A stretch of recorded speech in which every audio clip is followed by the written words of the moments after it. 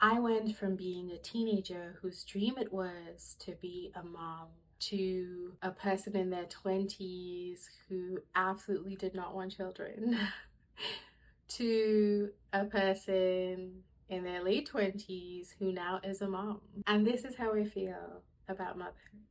I love it. I really, really do. And that shocked me. So I decided to reflect on why I love motherhood, and thus this video was born. My name is Kirsten, and I spend my days processing grief and healing while staying kind, cozy, and courageous. And this is how I love motherhood. And if you're a mom, how maybe you can too. It really comes down to one single word: boundaries. In this video, I'm going to talk through boundaries I set between my baby and me, and boundaries I set for my baby. And I'm also going to open a conversation about the importance of boundaries between parenting partners, specifically cis men and cis women. Okay, let's get started. So, of course, on the day that I want to film about motherhood and boundaries, my baby decides to sleep for no more than 5 minutes for each nap. So, we're going to be filming this with her. Before getting into specific boundaries that I set, I want to start this video by touching on why I was shocked that I loved motherhood. I'm gonna be honest, while I was pregnant and for the first 3 months of being a mom, I was terrified that I was not gonna like it. Even after I became a mom, I was just waiting for the day that I would be resentful of my baby or frustrated with my baby, that I would feel completely lost from who I was as a person. I have now been a mom for 5.5 months. And I feel like I still surprise myself by how much I love motherhood. Before being a mom, I felt like I heard a lot of stories about the struggles and a lot of stories about the joys. And I sort of got this impression that motherhood was holding on to joy to get through the struggles. But that doesn't really work for me. I want to not struggle. When I say I'm in my cozy girl era, I really mean that I just want a cushy life. I have been struggles to funk for way too long, and that's just not my life anymore. I want easy peasy lemon squeezy, and motherhood was definitely giving stressed, depressed lemon zest. Turns out everything I was terrified of had nothing to do with motherhood inherently, and everything to do with unrealistic expectations that the world sets on mothers and that people end up perpetuating. People are out here literally asking moms to do the most for no rhyme or reason. Before being a mom, I thought I understood that moms were responsible for a lot and that they often got taken for granted. But wow, was motherhood a real wake up? After being a mom, literally, I feel like I was so naive. I'm so frustrated with the reality that motherhood is an incredibly lonely experience. And it is so lonely because people who aren't moms don't know what motherhood is actually like. And it's lonely because the world's portrayals of motherhood are incredibly simplistic or romantic, not realistic. And moms don't feel like they can share their real experience. In my marriage video, I talked about how I don't think it's my responsibility to always tell my partner what I want. I think that he should be able to figure it out, because people who aren't men figure out what other people want all the time without needing people to tell them verbally. And what's so frustrating is I don't really have that luxury with motherhood, because so little is known about the needs of mothers, and it's so hard on top of everything that that I have to navigate, to have to explain what I'm going through and the support that I need every single day. I hate that mothers have to take on that responsibility, because we all know that if men had to birth children, and if men had to deal with postpartum, and if men had to have their bodies radically change multiple times within a year, we all know the whole world would know how they needed to show up for men. I hate that moms have to set boundaries. I hate that moms are put in positions where they feel disrespected, invisible, and alone. But I also think that the way the world exists today, boundaries are something that moms need to set to survive motherhood, to allow ourselves to enjoy motherhood. And hopefully one day in the future, moms won't need to set as many boundaries, because people will already know how to treat them with the respect, love, and care that they deserve. Side note, if y'all are interested in a video where I lay out what to say or what not to say, and what to do or what not to do to moms, let me know in the comments below. A big part of figuring out boundaries between me and Kaya is me asking the question, how can both of our needs be met? I think there's this idea with motherhood where moms have to sacrifice their needs for their children, and I don't think that needs to be the case always. I think there are some moments where we do need to put our needs aside for our children, but I do think that there is the possibility of finding a balance where both our child's and our needs are met. It's really important for me to do my morning routine when I get up, and sometimes when I wake up with my baby, I end up having to do it with her. One way that I get my teeth brushed is by inviting her to join me. I bought her a training toothbrush which helps soothe her teething, and now we brush our teeth together. Having chronic pain in my wrists while taking care of a newborn is exceptionally challenging. I try my best to use wraps and carriers to hold my baby so that my wrists are used minimally. And on the days when I do end up carrying her more than my limit, I make sure to do extra stretches that day to help prevent a chronic pain flare-up the next day. Setting boundaries with my baby sometimes involves actually verbally telling her what I need. I know she's only 5 months old, but I swear she understands. There are times when she asks for me, but I'm in the middle of something, so I communicate that I need her to wait. Okay, give me a second. I'm just gonna finish this diaper, and then Mama will help you, okay? Okay. I just need 10 more seconds. Okay, we're done. And recently, because of her teething, she's been trying to bite down on my nipple while breastfeeding, which really hurts. So I've been explaining what's not okay and what's okay if she wants to feed from me. I don't want you to do that again, okay? Mama's not happy. Mama's hurt. We need to work together to stop biting my nipple, okay? Thank you for understanding. I need to be gentle. Yeah, let's try again.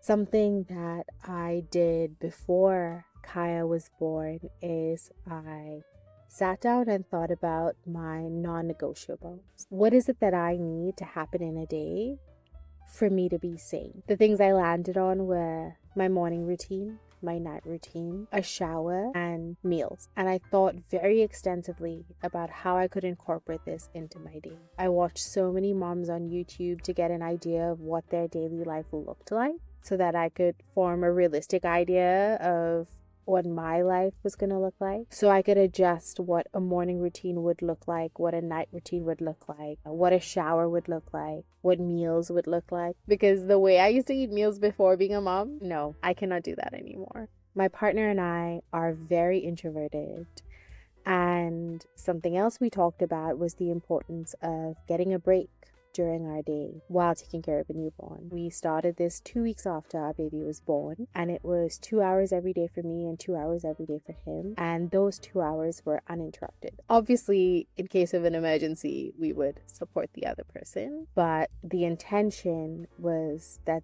those 2 hours were just our time. I cannot stress how important it was to have those 2 hours. I know that it can seem impossible taking 2 hours every single day away from your newborn 2 weeks after the baby's born, but I think it's just a matter of priorities. Like, if you really need this, how can you make it happen? Some things that helped us maintain these 2-hour breaks is having one of my friends stay with us, so that if me or my partner needed support during those 2 hours, but it was an emergent support, we could rely on them. For me, biologically, being in a space where I couldn't hear my baby was really helpful. So having earphones in or choosing to have my shower at that time. And honestly, also just trusting that the other person would be able to handle anything that comes their way. My partner and I did so much of therapy before our baby came into this world. And wow, when I tell you, I felt the impact of that therapy, the trust that we built, the faith that I had in him, the love that constantly existed in our home. It was such a beautiful bubble to exist in, just knowing that this other person had your back. And if I'm being honest, when my partner went back to work, some of that shifted because suddenly our baby wasn't responding to my partner the same way they respond to me. Suddenly I was just able to show up better than my partner was. So it's a constant work in progress. But what's important is that we're committed to working every single day. We want to be present parents. We want to be equal partners. We want our baby to feel loved, not just know that she's loved, but deeply feel it. I don't know if this is just a baby thing, but like, we can really tell when she feels love. Her whole face lights up. It's like she's smiling from her heart, and those moments make everything worth it. When thinking about boundaries for Kaya, something that my partner and I really try to practice is listening to our intuition. So whenever we're around other family and friends, whenever we're out in public, paying attention to the way people respond to Kaya, the things that they say to her, the things that they do to her, and afterwards having a check-in, like, how did that make you feel? Did that sit right with you? Was there anything that made you uncomfortable? Both my partner and I are really intuitive people, and so very quickly we're able to say, that didn't totally feel right. Even if we can't articulate the reason, something about that just didn't sit right with us. Sometimes I'm able to catch things that my partner isn't. Sometimes my partner is able to catch things that I'm not. And when that happens, putting our ego aside and really listening to each other's intuition and trusting that there's a reason we felt some type of way about it. We're going to respect that, and we're going to figure out how to set a boundary around that.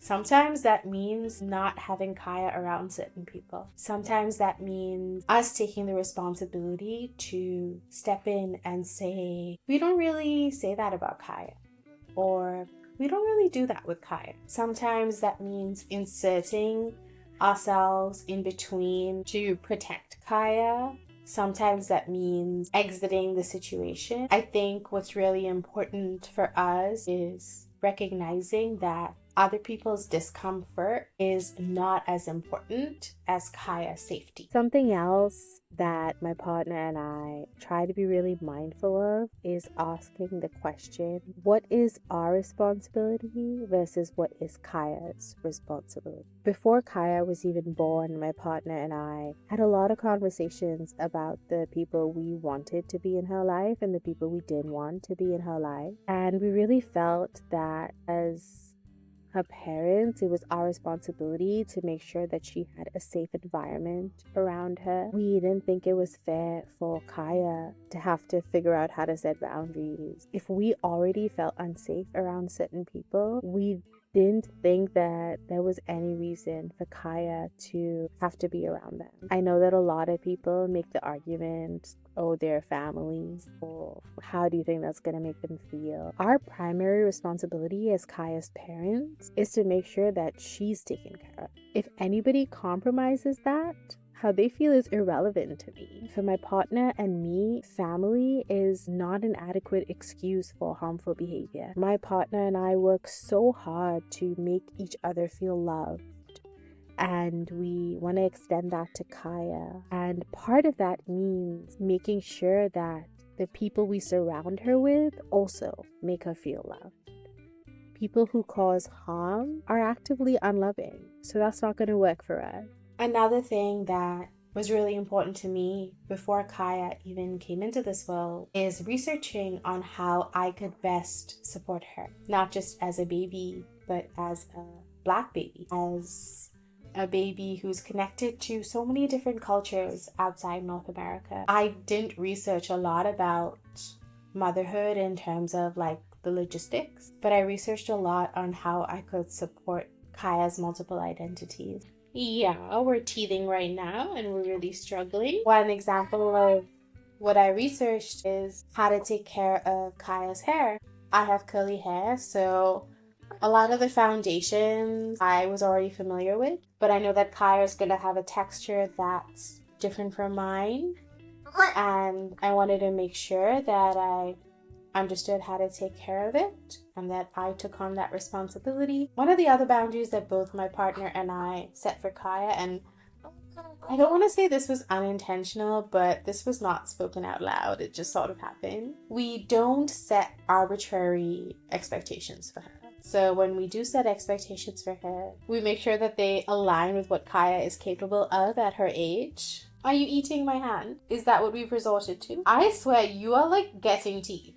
Okay, that really hurt my hand. Yeah. During the day, we don't follow a routine based on time. We don't have expectations for how long Kaya needs to sleep. We don't have expectations for how long she's going to be awake. Instead, we just follow a routine. I've mentioned this before. It's the easy routine. So eat, awake, sleep, you. And so Kaya just goes through these constant cycles throughout the day. We feel that having a routine helps her understand her body's needs, and it also helps us pay attention to what she's communicating. So for example, sleep is usually after the awake period, and we've learned Kaya's signs for when she's ready to go to sleep. We pay attention to those signs rather than specific times and put her to sleep accordingly. I know other parents who schedule their babies' days around time, and if that works for them, that's great. But with us,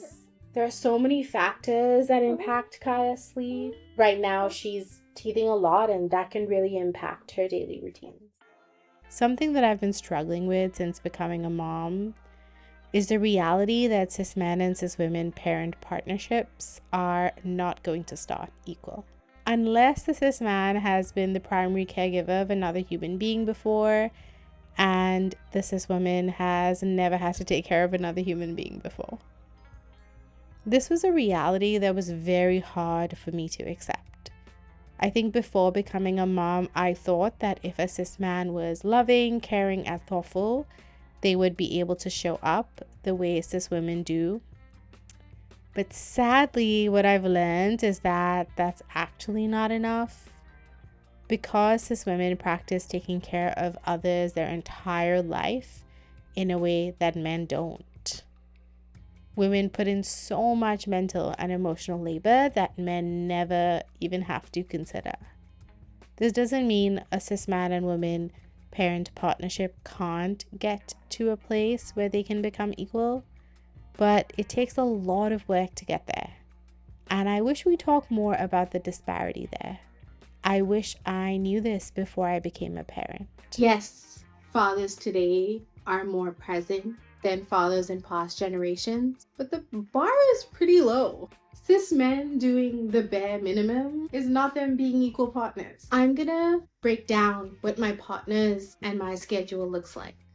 And I guarantee you won't be able to name more than 5 partnerships, cis men and cis women partnerships, that share a schedule like this. And still, my partner and I have a lot more work to do to bridge that gap. So during the week, my partner goes to work, and I would count myself as a stay-at-home mom. My partner's job is the equivalent to me breastfeeding my baby. So me taking care of my baby during the week is actually additional labor. My partner comes home from work, and to make up hours with our baby, he takes on the evening shifts. This is from the time he comes home from work to the time he goes to work. That means, yes, during the middle of the night, it is my partner's responsibility to tend to our baby. It's so important here to think about what my shift looks like versus what my partner's shift looks like. During my shift, it is just me and the baby. I don't have any alternative support.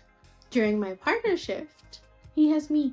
If he needs to poo, I can look after the baby for 2 minutes. If my baby is having an incredibly difficult time and he needs me to drop what I'm doing for a second and support him, I'm available. I don't have that. Plus, on my partner shift, I'm feeding the baby consistently.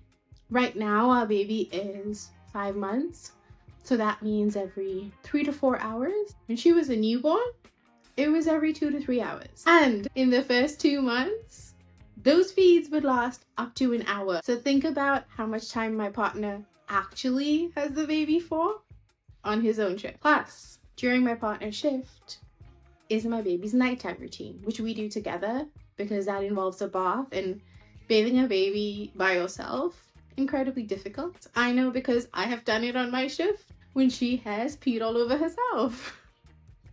So, to make up for the disparity between my shift and my partner shift, my partner is responsible for our baby on the weekends. And we actually have switched to me not breastfeeding our baby during the day on the weekends, because we found that when my partner went back to work after paternity leave, our baby was much more comfortable with me. Hot take, maybe babies are more comfortable with their moms because their moms are more present rather than magical biological capabilities. So we decided that my partner is going to bottle feed our baby during the weekends, and that gives me uninterrupted time during the day on Saturdays and Sundays for my part-time work. Just like on the weekdays, on the weekends, I will join in at 11 p.m. for my baby's bedtime routine, and I will continue to feed her in the middle of the night if she wakes up. This is just responsibilities based on time. I'm not talking about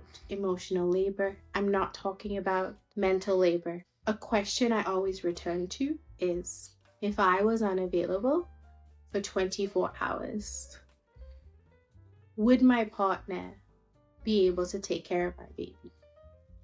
And no, I don't mean just like basic stuff. I mean, will he remember to give her vitamins? Will he be able to predict a need before my baby communicates that she needs something? Will he make mental notes of whatever phase she's going through and take that into consideration throughout the day? 5.5 months into taking care of our baby, and we're still not at a place where I can say that my partner has everything down. And this is a cis man who is one of the most emotionally intelligent men I know. This is a cis man who is always available to support me. This is a cis man who has never said no when I have asked him to do something for me. This is a cis man who reflects every single day on how he can be the best version of himself. This is a cis man who has got defensive maybe less than 10 times in our relationship. So if you are a cis man or a cis woman and you're interested in parenting, this is something to think about. If you're already a parent, this conversation might have sparked a conversation that you want to have with your partner. I guess I just want cis women to know that We're allowed to ask for what we deserve. We're allowed to not settle. We're allowed to raise the bar of expectations for men. We're allowed to expect equal partnership from cis men. Not just for us, but also for men. I think it's completely disrespectful to my partner to not expect him to be the best version of himself. When I first met him, one of the things I loved about him was how committed he was to growth. So why wouldn't I want to keep fostering that in our relationship? My partner and I are very aligned when it comes to our political values. And one of those values is acknowledging our privilege and working to bridge the gap between us and people who experience more oppression. So why wouldn't I hold him to that value? I made this video because I just want people watching to know that moms are allowed to have boundaries. Boundaries are not selfish. Boundaries are actually a way to love somebody else more authentically. Boundaries are a way to love yourself and someone else simultaneously. As somebody who's been practicing self-love for decades, I can tell you that it has transformed the way that I love my daughter. And that's part of it. You know, raising a daughter, I want her to know what it's like for a woman to have her boundaries respected. I don't want my daughter growing up believing that she has to be able to do it all alone. I don't want my daughter to feel that loving others means compromising her own needs. Thank you so much for watching this video. I hope that it sparked a reflection or maybe a conversation with your partner if you're going to parent with them, with a friend if they're going to be a mother, with yourself if you're going to be a parent. If you're looking for more videos on motherhood my way, you can check these out. Otherwise, I'll see you in the next one. Bye.